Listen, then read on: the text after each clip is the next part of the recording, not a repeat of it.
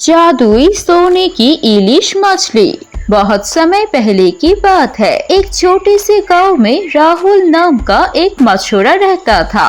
वो एक नदी किनारे छोटे से घर में अपनी पत्नी के साथ रहता था। उसका पत्नी के नाम थी मुस्कान। मुस्कान वैसे देखने में बहुत खूबसूरत थी और अपने पति से भी बहुत प्यार करती थी, लेकिन उसका स्वभाव अच्छा नहीं था। वो हमेशा ही कुछ न कुछ ज्यादा मांगती थी। उसे अगर 2 रुपए मिलते थे तो वो हमेशा 4 रुपए के लिए तरसती थी।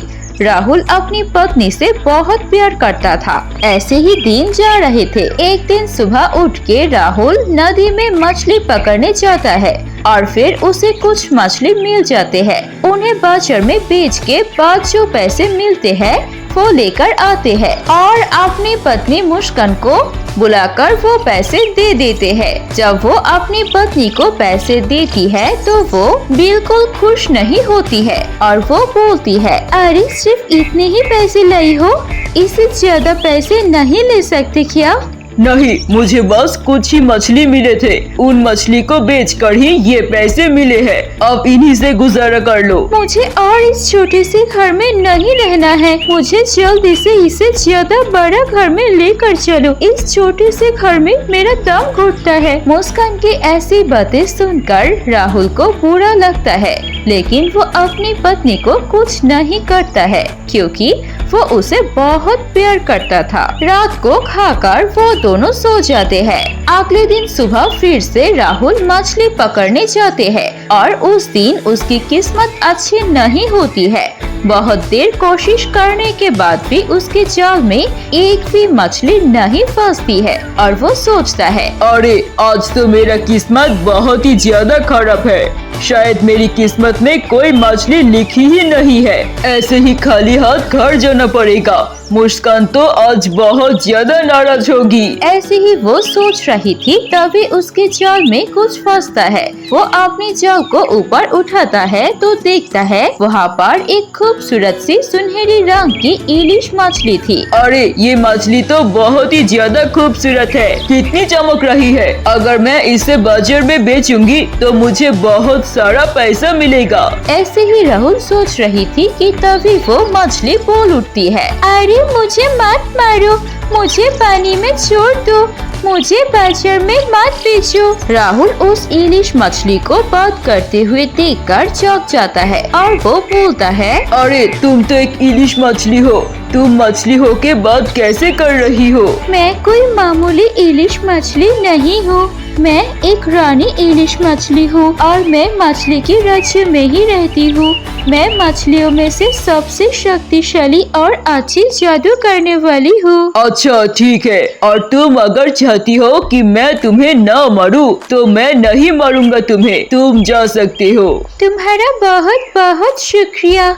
मैं अब जा रही हूँ नदी में। तुम एक अच्छे इंसान हो। अगर तुम्हें कभी भी जरूरत हो तो मेरे पास जरूर आना। राहुल फिर खुशी खुशी घर चली आती है अपनी पत्नी मुस्कान को सोने के इलिश मछली के बारे में बताने के लिए। और फिर वो मुस्कान के पास जाती है और उसके पास कोई पैसे नहीं होती है और मुस्कान को उस सोने की मछली के बारे में बताती है। ये सुनकर मुस्कान बोलती है, तुमने उस सोने की इलिश मछली को जाने दिया?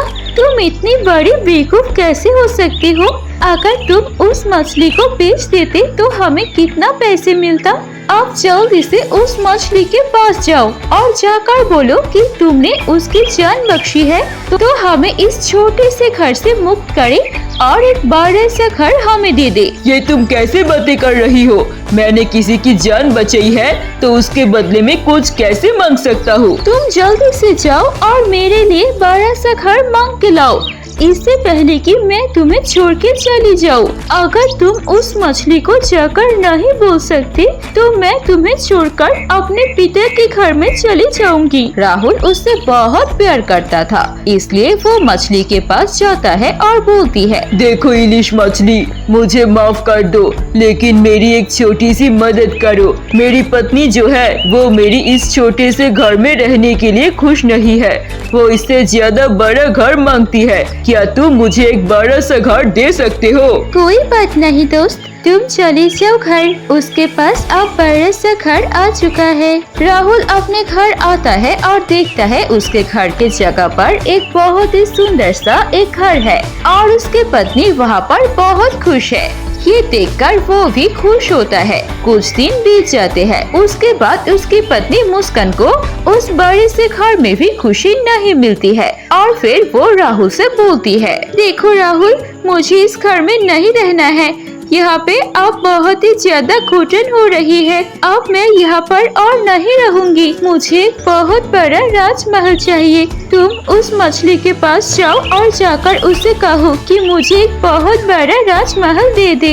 ये सुन के राहुल अपनी पत्नी को कुछ कह नहीं सकती है और वो उस मछली के पास चला जाता है। फिर से जाकर वो उस मछली को बुलाती है, मछली, क्या तुम यहाँ पर हो?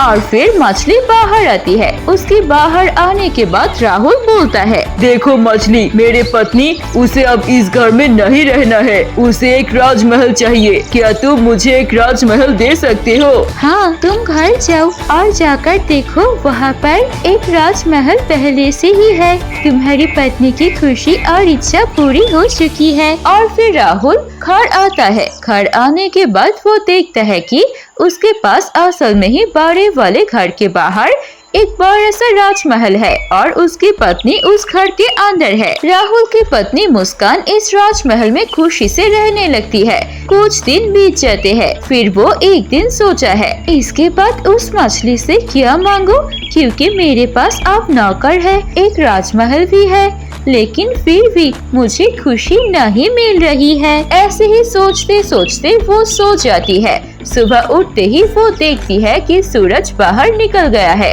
ये देखकर वो बहुत गुस्सा करती है और अपने पति को बुलाकर बोलती है, देखो राहुल, तुम उस इलिश मछली से जाकर बोलो कि मुझे सर्वशक्तिमान बनना है। मुझे चांद और सूरज को अपने हिसाब से चलाना है और मैं ये करना चाहती हूँ कि मेरी इजाजत के बगैर चांद और सूरज अपनी जगह से हिले भी नहीं। ये सुनने के बाद राहुल बहुत ही ज्यादा चौंक जाता है और अपनी पत्नी को समझाने की कोशिश करती है, लेकिन मुस्कान अपनी जीत पर अड़ी रहती है और राहुल और कोई उपाय न देखकर वो उस मछली के पास जाती है और बोलती है, देखो मछली, इस बार की तरह एक और कोशिश मेरी पत्नी की पूरी कर दो। मेरी पत्नी चाह रही है कि वो सर्वशक्तिमान बने और वो चांद और सूरज को अपने वश में कर ले। क्या तुम ऐसे कर सकते हो? और तुम्हारी पत्नी को ये सारी बस करने की क्षमता मिल चुकी है। और फिर राहुल अपने घर आ जाती है और देखती है उसकी पत्नी नहीं है।